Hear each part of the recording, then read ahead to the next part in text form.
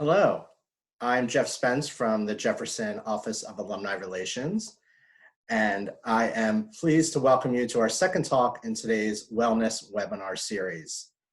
I hope that you and your loved ones are healthy and safe at this time. This afternoon, we'll focus on the ins and outs of financial planning for your retirement, no matter where you are in your career or your savings. With today's shifting markets, it's a timely discussion where we hope you'll take away key steps to better ensure your financial wellness. Throughout the presentation, please share any questions you have for our speaker using the Q&A button located at the bottom of your screen. We will address questions at the end of the talk, and we'll do our best to share as many as time allows. We are lucky to have with us Dr. Tim Mooney. Dr. Mooney is an assistant professor of finance at Jefferson, whose research interests include mutual funds, mergers and acquisitions, and conflicts of interest within large financial services firms. Prior to entering academia, Dr. Mooney was an assistant vice president at Deutsche Bank AG, working in the firm's asset management division. Dr. Mooney, the floor is yours.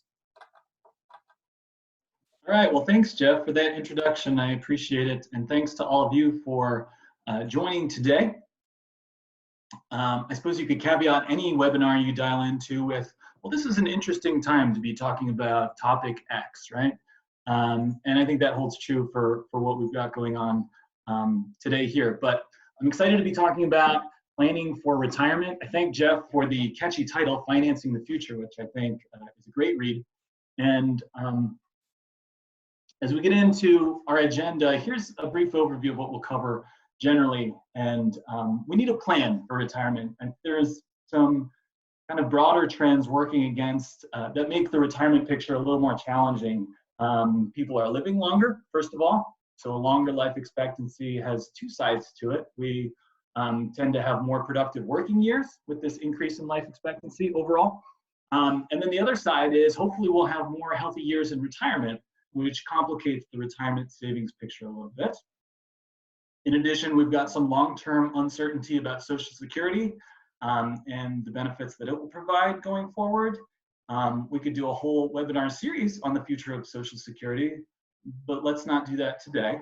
And then in addition, there's a mismatch between retirement income needs and also personal savings in the US in a big way. So nearly half of families have no retirement savings, self-reported. And then among the families that have saved for retirement, the median amount that they have saved is $60,000, which could or could not be enough. We'll see how it goes. So a couple things to emphasize. Wherever you're at right now, I think it's never too late to start, and it's a great idea to have a plan. We'll talk about investing in this presentation, and in terms of looking for help, I've got some links throughout this presentation which will give you some places to maybe give you some ideas about how to get started, and we're sharing the presentation. And then also, I would also emphasize that it's important to be careful with some big decisions that have major monetary implications, like saving for retirement. Full disclosure, I've studied finance, I have some professional background with mutual funds, but I don't have a license to give professional financial advice.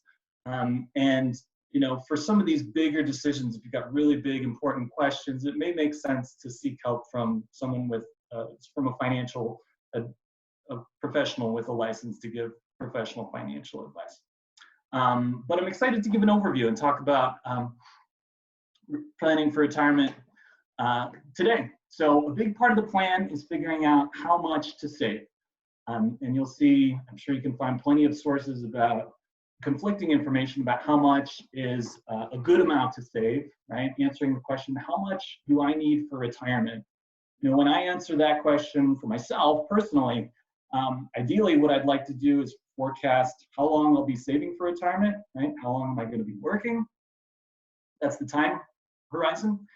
And then also if I can forecast, how many years I'll spend in retirement, and then forecast what my expenses will look like in retirement, that ends up turning out to be a pretty complicated looking picture with a lot of uncertainty, especially if you're not all that close to retirement. But a good place to start is really to look at your budget right now if you want to get a sense of what your retirement cash flow needs would be. And looking at your budget today is a good idea regardless, like separate from retirement savings. And you can take a look at your budget and think, well, how would my expenses be different in retirement? And there's a lot of noise in the forecast, a lot of uncertainty, but it's a starting point at least. And then there's some a pretty broad scope of information available online where you can get some more context on what might be a good figure for how much to save.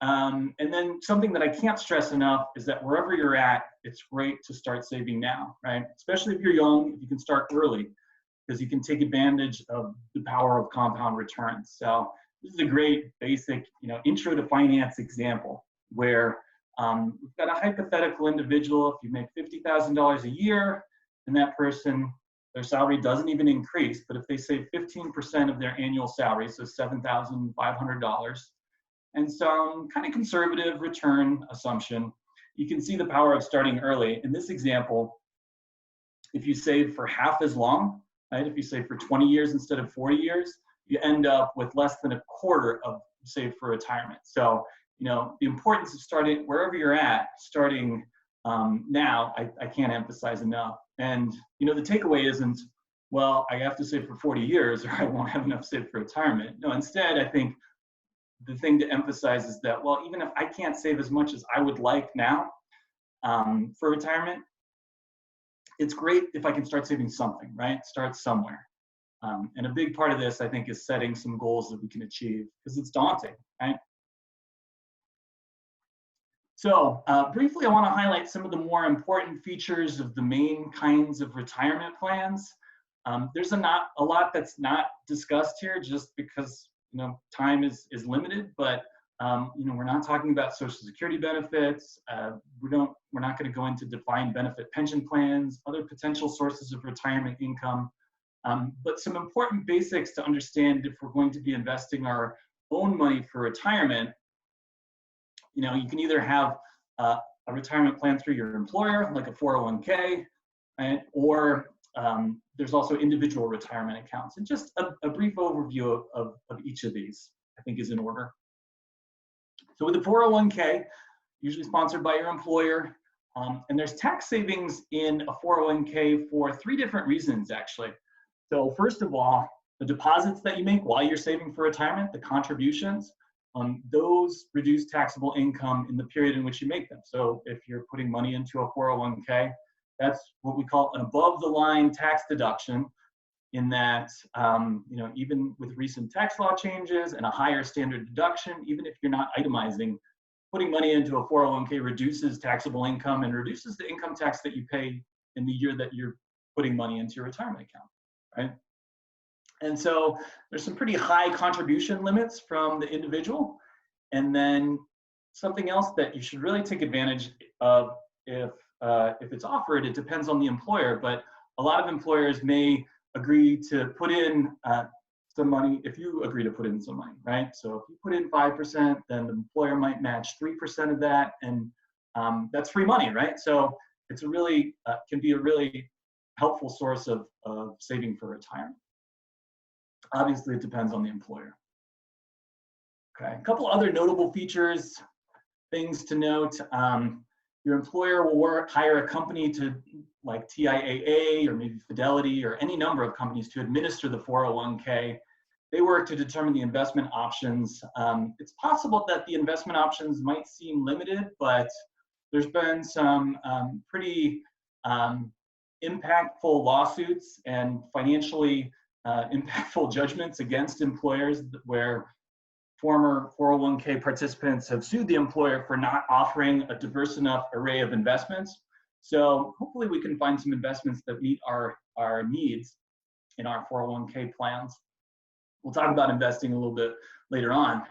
And then in terms of when you take the money out, withdrawals, you can start taking money out once you reach a certain age, right? And then it's actually required that you start withdrawing money from your 401k once you reach a certain age. Again, recent regulatory changes, it could be 70 and a half or 72.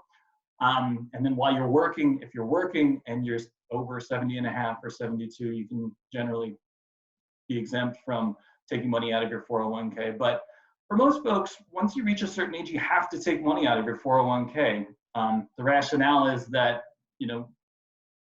policymakers don't really want us tying up money in investments indefinitely. We want this money out and working for the economy. But in terms of taking money out before you reach retirement age, before 59 and a half, there's a few exemptions for hardships and caring for folks with disabilities, but generally they'll pay a 10% penalty on money that you withdraw from your 401k before age 59 and a half. It's also, that's recommended to avoid taking money out of cashing out your 401k before age 59 and a half, if at all possible. Things come up and sometimes there's no other options. And so sometimes people have to do it, but it's not recommended. And then in terms of withdrawing money, there's a formula that tells you how much you have to take out each year. And, you know, it starts at about 4% of your 401k's value at age 70 and a half or 72, and goes on up to 15% of the portfolio's value once you reach age 100. So, and the penalty for not taking money out when you're required to is pretty severe. It's 50%. So you'll pay a 50% penalty on money that you're supposed to take out from a 401k, but you don't. But what if not every employer offers a 401k? And then what if I work for myself or do contract work, right? There's some individual retirement options. A traditional IRA looks a lot like a 401k. There's really two flavors of IRA, a traditional individual retirement account and a Roth IRA. And the main difference is when you pay taxes. But let's start looking at the traditional IRA. You can see the contribution limits for a traditional IRA are much lower compared to a 401k. And then, but you know, the taxes work the same. You save money on taxes in the period that you put the money in. The distribution requirements, the withdrawal requirements are pretty similar to a 401k, to my knowledge. And then an interesting feature about a traditional IRA is that once required distributions begin at age 70 and a half or 72, it's possible to make a direct contribution to a charitable organization, and that donation can satisfy the required minimum distribution requirements. So feel free to talk about whoever runs your traditional IRA, or there's a link with some basic information about setting up charitable giving through your traditional IRA if you have one, because you know, it's a great way to save money, to make a tax-free contribution to an organization with a great mission. So a traditional IRA looks decent, has some pretty strong similarities to a 401k, but with lower contribution limits. And then a Roth IRA, you know, the key difference is that the money that you deposit into a Roth IRA, you pay taxes up front, and then at the time that you withdraw the money, the distributions are not taxed. So why someone might be interested in doing this is I suppose if you wanted, why would you want to pay taxes sooner? Well,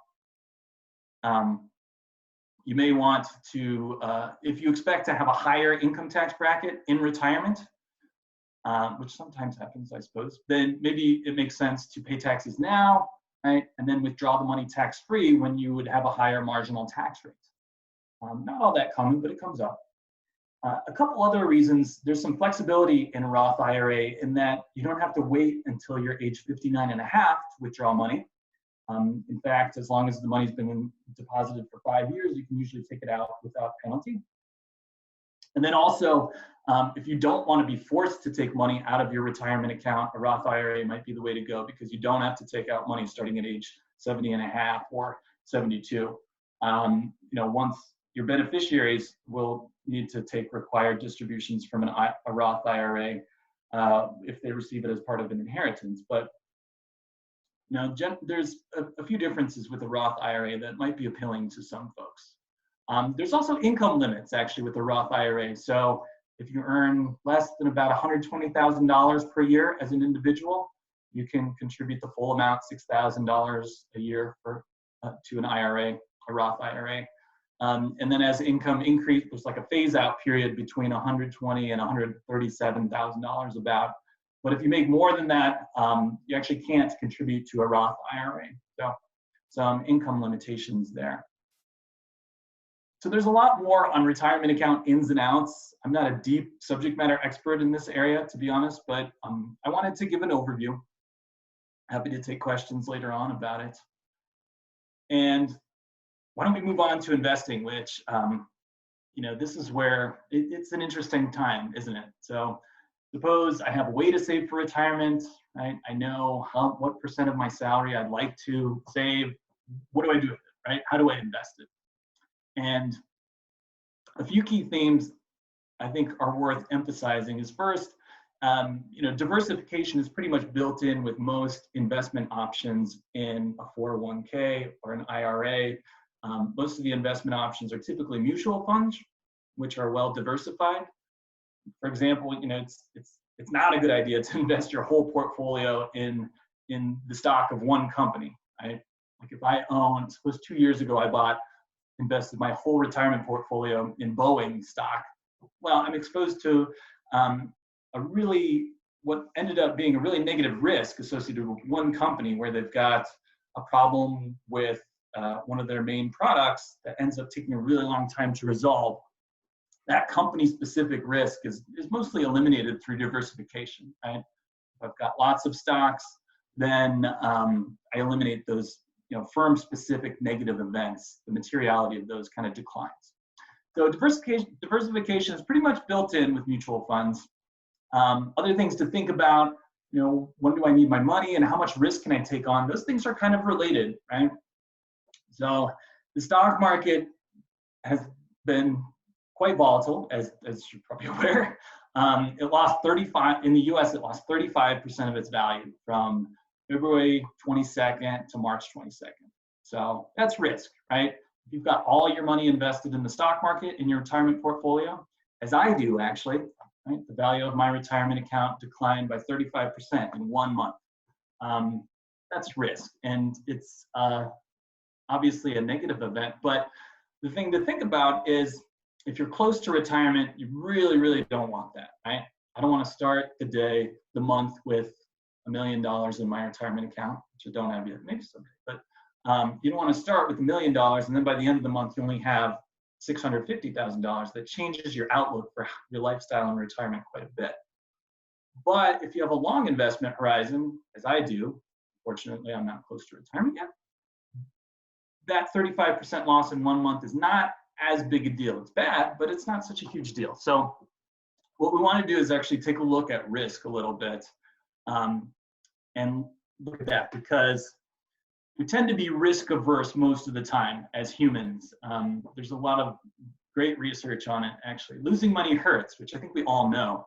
And then there's pretty robust studies that show that the negative feelings associated with losing money are much greater in magnitude than the positive feelings associated with making money.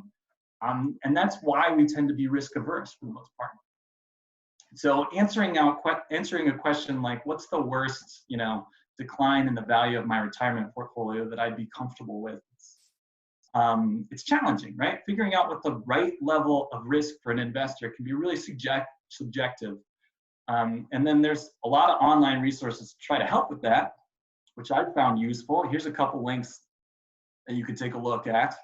And then, briefly, let's try to make it sort of objective and data-driven by looking at some historical returns for different kinds of investments. I thought maybe we could do that. So what I found, I took a time period over the last 30 years. There's been some ups and downs. And I've got 4 different categories of investments, asset classes. Right? So S&P 500, 500 big companies, the stock of 500 big companies, the average return on those, the S&P 500 index is there. Then we've got the return on short-term bonds from the US government, short-term treasuries, and then long-term bonds from the US government, and also long-term bonds from corporations. And you can see, the average return is there. On average, the stock market goes up by 11.3% per year, at least it did over the last 30 years. That's roughly in line with actually the last 100 years.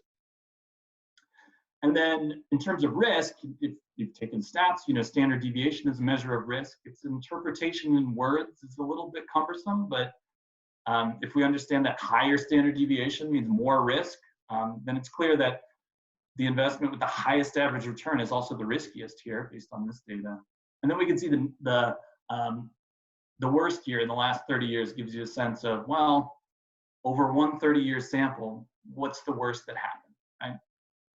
So for me, getting comfortable for risk is about kind of like a scenario analysis. If I think, well, if I look at this if I'm basing investment decisions on historical data, and I look maybe at like a base case and a slightly bad case, and then what's the worst that has happened, the really bad case, I just really need to be comfortable with a really bad case when I'm choosing the kind of investments that I'd like to have. So put another way, here's the same data that shows how these investments have performed over time. And you can see that, with a long investment horizon, taking on risk is rewarded. But if you look at the years maybe between like the mid-2000s, like the early 2000s after the end of the dot-com bubble burst, and then the financial crisis in 2008, you can see a pretty decent period where there's not a lot of growth. And so there's obviously some ups and downs, but in the long term, taking on risk is rewarded. So let's talk a little bit more about investing. Suppose you get to the place where you know what kind of broad asset classes you'd like to invest in, right? There's stocks, there's government bonds, there's corporate bonds. Even if I look at just stocks, there's thousands of stock mutual funds. So how do I figure out which one to invest in? I've got maybe 10, maybe 15 options for stock mutual funds in my 401k, and I have to pick how I want to invest my money. Well, I'll talk to you about what I've done, and then I'm curious to hear if you have thoughts on it later, actually. So we can group mutual funds into really two broad categories. Actively managed funds, right? They've got a team of humans that are working and trying to pick the stocks that are going to perform the best, right? And I envision them as experts with probably lots of computer screens at once. To do their stock analysis things, whatever complicated things they're doing, trying to find value.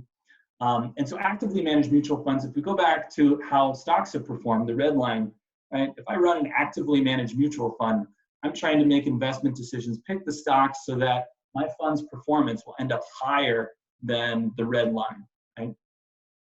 I want my fund to outperform the overall market. And so that's a labor-intensive process with people working and doing analysis. And then passively managed or index funds really just try to replicate the performance of the line. And the process of doing that is not labor intensive and doesn't require a lot of human capital investment. So as a result, index funds tend to be much less expensive to run. And this is one thing that I take a close look at in my retirement portfolio, because the fees for mutual funds are pretty widely dispersed. There's huge variation. There's other fees that we could look at, like sales loads and other things like that. But for a plan like a 401k, I feel like an expense ratio is a good place to start. Hopefully you can avoid sales loads when you're investing in your 401k, but you can take a look at the details on that. But what I found, you can see that for this Vanguard, so these two mutual funds, the Vanguard 500 Index Fund and the America First, great company name, by the way, large cap buyback fund. You can see the America First Fund, its fees are almost 20 times higher than the Vanguard 500 Index Fund. And so that can eat into performance.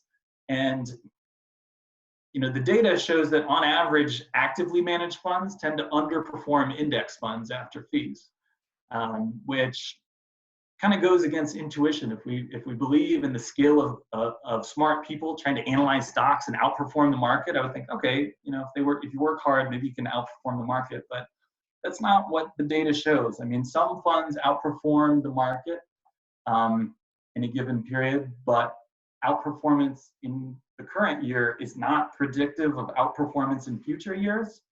So it seems like outperformance is not persistent. And then also the cost of managing those funds, like the price of the management, is much more, is higher, like almost 20 times higher in the case of just these two examples.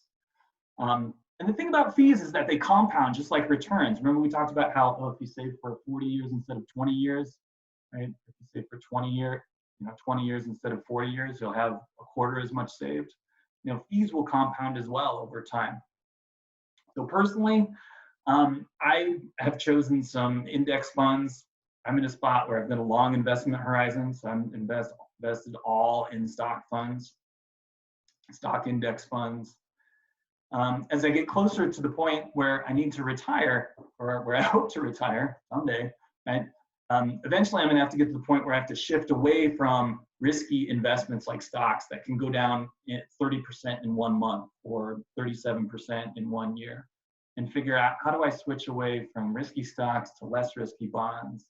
And that's, can be a difficult thing to evaluate, but I've got a couple ideas on it. First thing, which is also good if you just don't want to think about investment options that much, or if not necessarily even if you don't want to think about it, but if you feel like there's enough uncertainty about my risk tolerance and the kind of investments I want to purchase, target date funds are a great way to go because they essentially manage, the exposure to risky assets over time. So if we look at this Target Retirement 2055 fund, right, geared towards folks that are planning to retire around 2055. Vanguard and other fund companies have target date funds at usually 5-year increments, like, right, there's a 2050, 2030, and so on, 5-year increments. So if you think you have a typical risk tolerance, and then you invest in this fund, and the risk of your investment portfolio will change over time, so that as you get closer to retirement, right, the amount of risk in your portfolio declines as you get closer to retirement. It's also a good reference to see how much stock and bonds are in different portfolios at various points relative to the point where folks plan to retire. So, if I have a target retirement date of 2060, let's call it, right? Or 2055, I could look at how much of this fund right now is in stock and how much is in bonds and get a sense of whether my current 401k investments look reasonable relative to these. Okay. Another option, another idea is, besides talking to a financial advisor professional like A.G. Edwards or someone at A.G. Edwards or Edward Jones, TIAA, there's fee-based professional financial advice, which works well for a lot of folks. And it's nice. Some people value having a person there that's thinking and making decisions, right? But alternatively, there's also these websites where it's an algorithm that manages your money for you.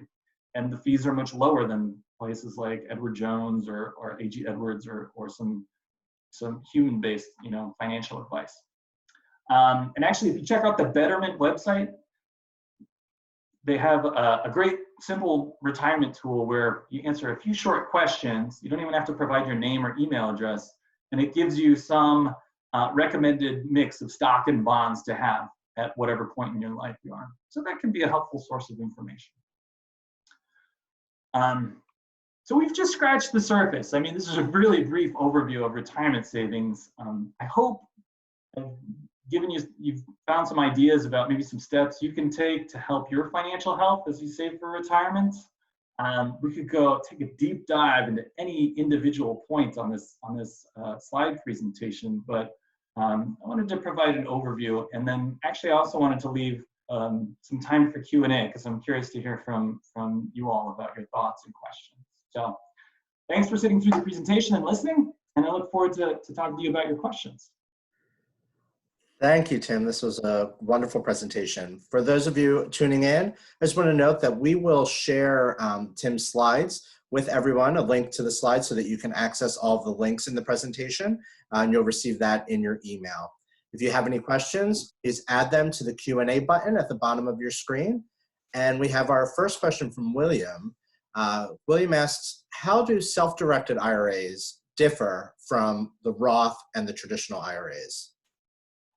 Oh, that's a great question that I don't know the answer to. I mean, it's I've heard a little bit about self-directed IRAs compared to traditional and Roth IRAs. the sense I get from the name of them, a self-directed IRA where I choose the investment options. But unfortunately, I mean, I apologize. I'm not in a position to tell you the difference. Like, should I choose a traditional IRA or a self-directed IRA? I could, if you want to email me and set up a time to talk offline, we could try to talk more about it. But that's a good question that, is probably for a question for a financial professional. Wonderful. Tim, Howard asks, what is your take on using annuities as part of retirement preparation? Good question, Howard. We didn't talk about annuities, and that's another way we can plan for retirement. So an annuity is a stream of cash flows, fixed cash flows that we receive regularly. And so in terms of preparing for retirement, it's possible to purchase an annuity, and so you pay the money for the annuity, and then you are guaranteed to receive these payments from whoever you buy the annuity from while you're in retirement, right? So if I would say my take is that they're good for risk-averse individuals, or if you want to set up, I've got some money for save for retirement, and let's turn that into an annuity. It helps in terms of adding certainty to your income stream in retirement, which can be valuable if I have some, if I have really inflexible retirement cash flow needs. But I will say that in exchange for that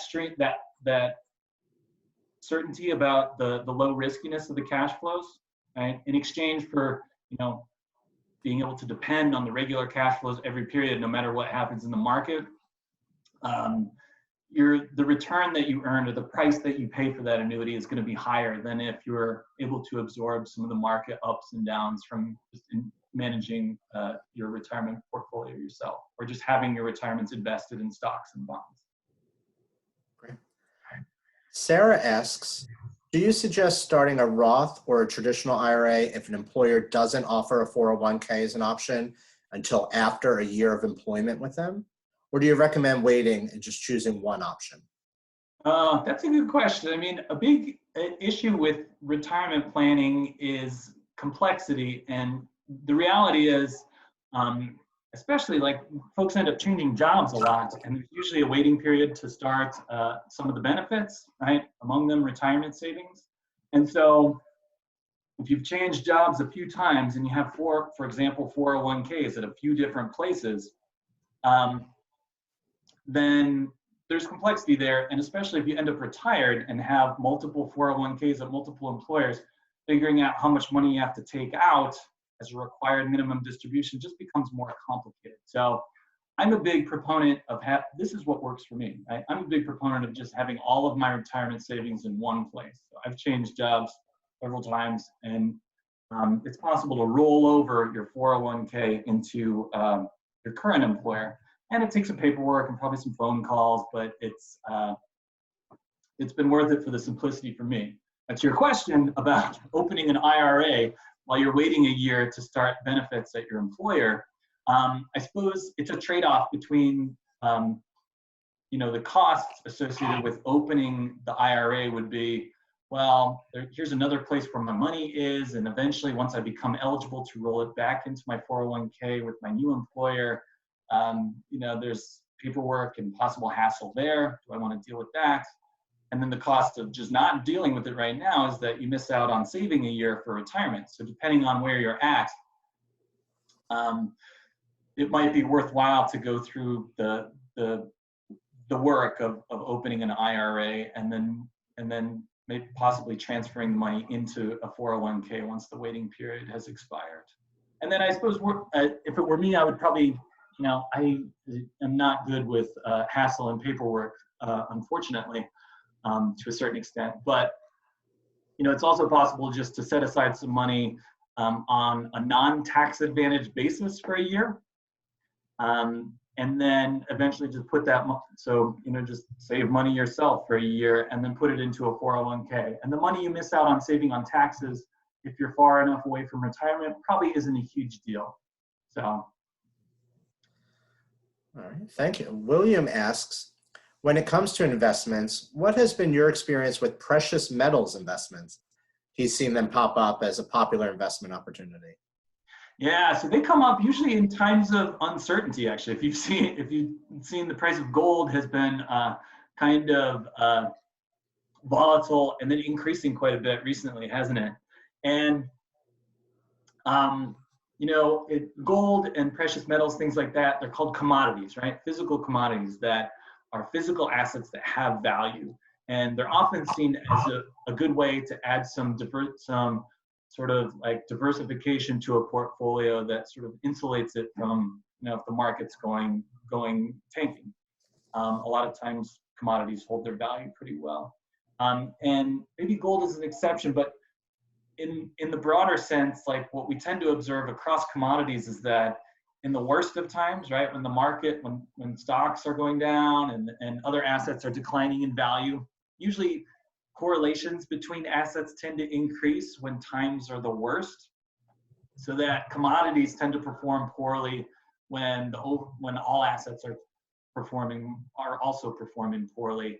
And it's a little bit dismaying to me, but it kind of goes against the whole idea of having commodities in the first place. It's like a hedge against market fluctuations and downturns. So I personally don't invest in commodities, but if they can be seen as a sort of a hedge against market fluctuations.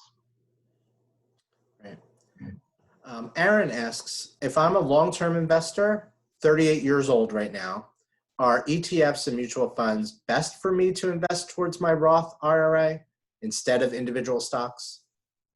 I would say yes. My experience has been like, I'm not good at picking the stocks that are going to outperform the market. And, I've been looking at this for years, and I wish I was better at it. If I could, I would be doing this webinar. But what I've seen is, what I know what works in the long term, especially in your case, you're a long-term investor, taking on the risk of the overall stock market is sure, historically over the last 100 years, has been the surest way to earn good returns. And that's what I'm doing in my retirement portfolio. Right? Stock index funds, and I roll with the market ups and downs. It doesn't work for everybody. Not everyone wants to take that much risk on, but by and large, it seems that we can't observe folks that have consistent stock picking ability. So I wouldn't recommend trying to pick individual stocks to try to outperform what an index mutual fund could do or what a mutual fund could do. But maybe there's folks out there that can do it. And I'm going to give you a two-part question. Peter asks, aside from traditional CDs, at 62 years old, thoughts for safe investing of available money and best safe return? And Sharon is curious if with the market down 35%, is now a good time to buy stocks? Two great questions. Yeah. First, Peter, yeah. So a CD, a certificate of deposit, you deposit the money, and then after a specified period of time, you get it back with some interest. Low risk. A lot of times they're FDIC, and they can be FDIC insured. And then also the returns are low, right? So for, that's a good low risk, low return investment. Other places to look for sort of low risk investments would be, bonds that the federal government sells, U.S. Treasuries, particularly short-term Treasuries, are backed by the full faith and credit of the United States government. And the idea is that, well, government bonds should never default if checks and balances powers are functioning effectively, because even if the government runs out of money, the government has the authority to print more of its own money. For low risk investments, personally right now, for my shorter term savings that I want to earn a higher rate of interest than my savings account, but I don't want to lose a lot, I'm invested in some short-term Treasury mutual funds. And so, you could look at short-term Treasuries as a low-risk investment. Those have gone down in value. But if you looked at the historical data in the presentation, there hasn't been a year when the return has been negative. So, and then on to the second part, the second question, is it a good time to invest in stocks now that the market's down 35%?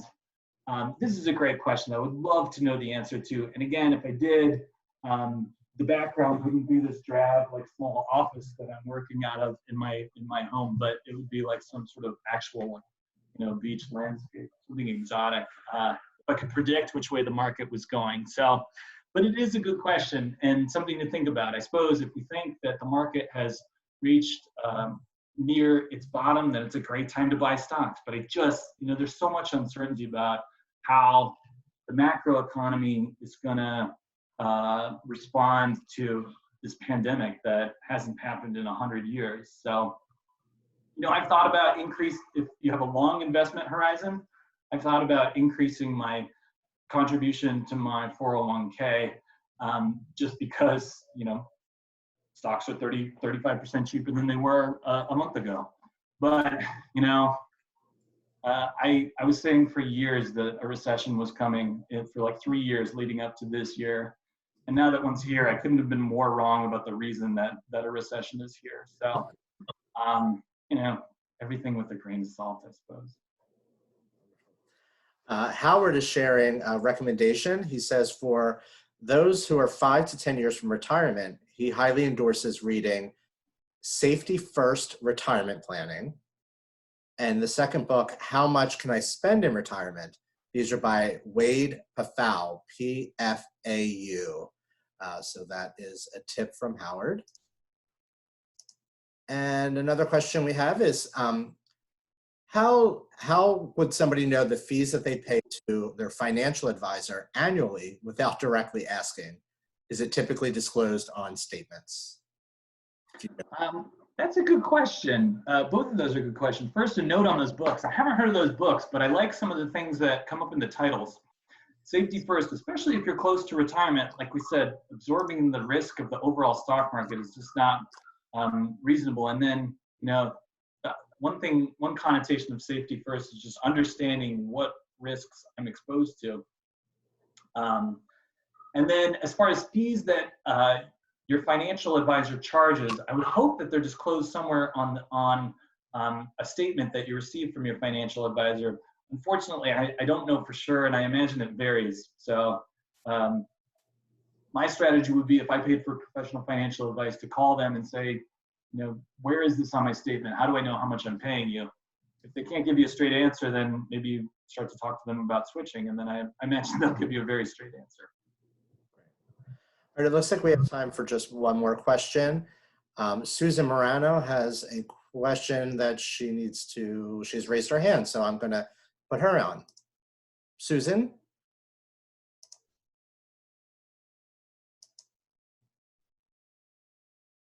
Okay.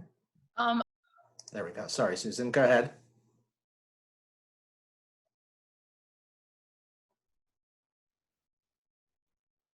The disclosing of the fees on the statements, because I just, it's kind of an awkward question, like you said, to ask your advisor, but I probably should. Oh, I'm sorry. I think you were muted for some of the question. Would you mind repeating it, Susan? Oh yeah, no problem, Tim. So what I said is, I actually was the one who just asked the previous question that the gentleman who's commentating just asked about how how do you determine, like on your statement without directly asking your advisor what you're paying him or her for various funds, because I've got multiple investment funds with the same advisor for both myself as well as some other family members. And I just have never really addressed that question. Oh, okay.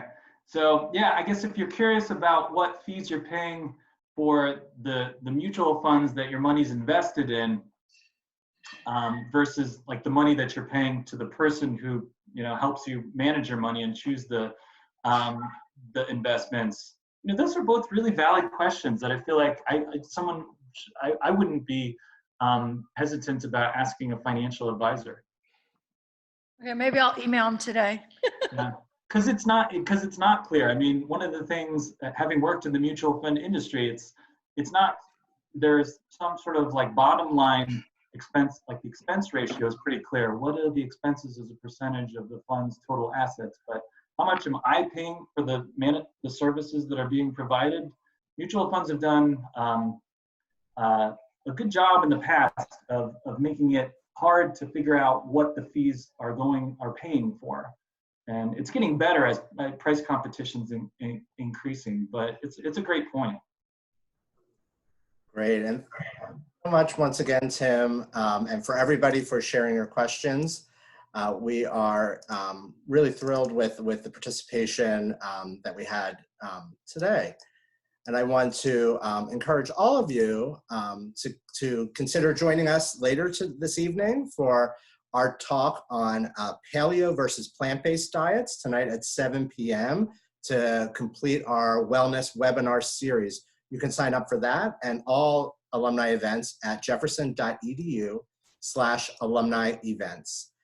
You'll also please look for a link to support Jefferson's COVID-19 Better Together Fund in your email. The COVID-19 Better Together Fund is a special fund that's been established to provide support for the Jefferson community to ensure our students and employees are able to adapt to the ever-changing circumstances that the COVID-19 pandemic has presented. As of this morning, generous benefactors have contributed more than $1.9 million in gifts and matching contributions to the fund. And alumnus Bob Lockyer from the class of 1968 and his wife Carol have committed a donation of $7,500 to the fund once 100 alumni make a gift. You can do that online today at jefferson.edu/COVID funding. Thank you in advance for your support and for participating again today. Please stay safe and stay well. Thank you, everyone.